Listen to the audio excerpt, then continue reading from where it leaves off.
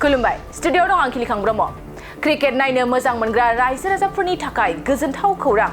2024 मायथाइनि आईपीएलनि जोबथा बादायलायनाय बे जोबथा बादायलायनाया केकेआर आरो एचआरएचनि गेजेराव जागोन दिनै आईपीएलनि जोबथा बादायलायनाया मोनाबिलिनि 7:30 रिंगायाव जागोन